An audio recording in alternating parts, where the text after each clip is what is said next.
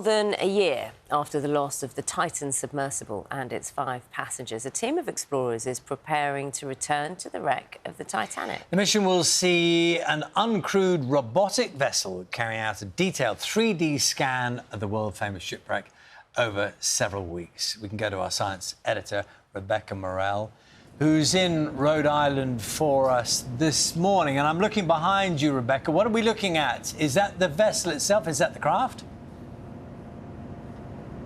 Yep, that is one of the robotic submersibles behind me. And even though it is the middle of the night here, the team are still hard at work because in just a few hours, they'll be setting sail for the North Atlantic to see the most famous shipwreck of all time, the Titanic.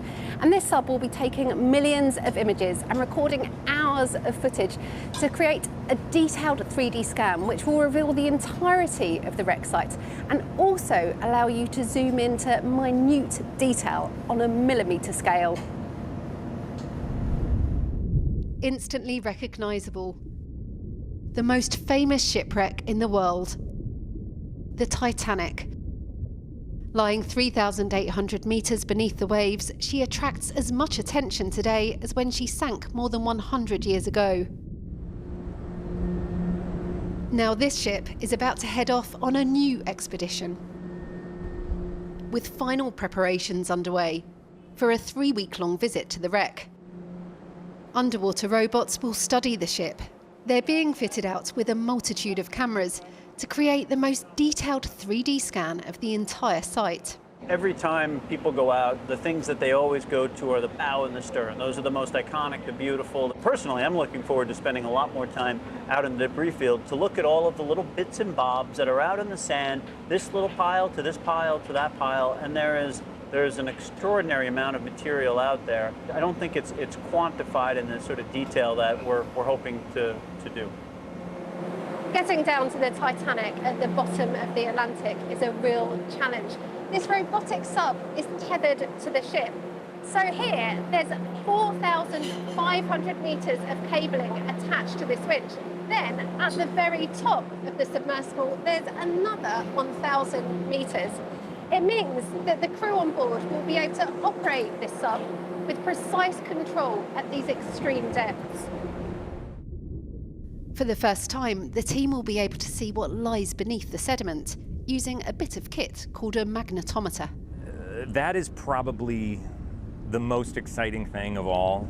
There's a lot of mystery surrounding parts of Titanic that are under the surface, such as the bow, how deep it is under that sediment, where the damage from the iceberg would be. There's such a debate over Titanic's central propeller. Was it 4 blades? Was it 3 blades? So a lot of potential with that. It's the first expedition to return to the Titanic since the Titan submersible disaster last year. Yeah, this plaque shows the latitude and longitude of the wreck. And PH's nickname, he was known as Mr. Titanic because of the amount of times that he had dived to the wreck. For the crew, it's a chance to remember their friend, PH Nargiole, one of the 5 people who died on the sub. He was supposed to be leading this voyage. And he was a very special man, very generous in his imparting of knowledge of what he knew about the Titanic. Everybody misses it. We miss his joie de vivre, his happy, outgoing way of looking at things. To leave something down there is a mark of respect for PH because he won't have a memorial, a gravestone, because his body is gone. And so this, in many ways, is like a headstone or a tombstone for him. They thought the Titanic was unsinkable, but after striking an iceberg on her maiden voyage, nearly 1,500 people lost their lives.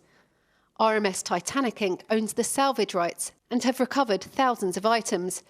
They'll be looking for artefacts to retrieve on a return visit. But some say the wreck should be left untouched as a gravesite.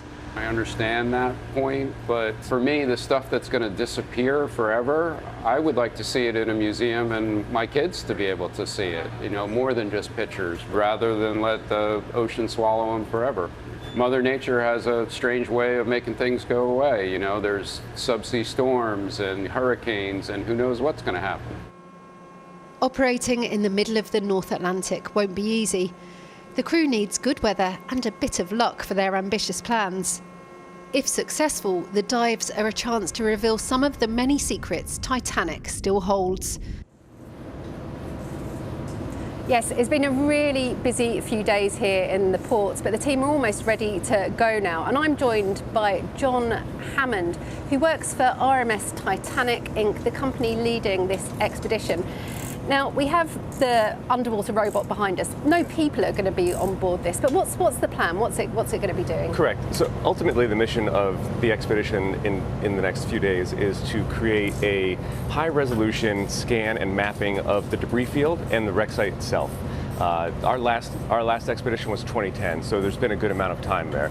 So a critical factor for us is really getting a high resolution look, the most detailed look that we can of any deterioration that has occurred at the wreck site itself. The ship, there are certain parts that have been falling apart on itself, and then there are areas of the debris field that have never been seen before. So by utilizing ROVs like this and the second one, and the high imaging resolution that will be captured by cameras which are going to be affixed to these canisters today before the vessel departs, we'll be able to not just, this arm will actually be able to swing out, and this is a custom-built lighting array. So before, the lighting was always affixed, and if you've seen past footage, it's almost a white light that just kind of casts over.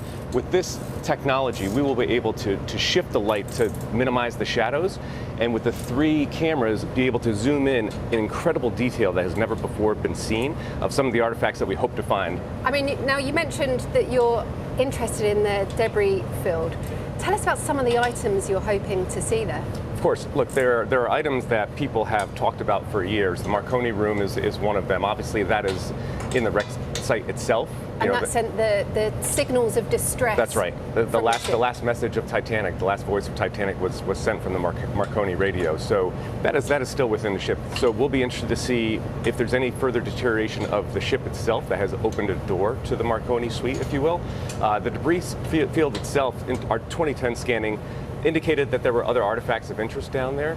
One of our researchers aboard on this expedition is very keen to get a closer look at one that he believes might have been a second grand piano that was aboard the ship. Everyone knows there was a grand piano in the first class ballroom. There were stories that have been told of passengers of a music room in the first class lounge. There weren't instruments in that lounge, so there is a belief that there might have been a second grand piano, and we're looking to go back and see if we can see any details. The piano itself wouldn't be there, the wood would have decayed and after 100 years at the deep sea. However, the wires and the piano keys could still be there, and that would be magical if that could be seen. Well, Jon, thank you very much. So 4 days to get to the site, 20 days there, and we will be following the team to see exactly what they find. Rebecca, it looks fascinating. Thank you so much. Rebecca Morell, our science editor.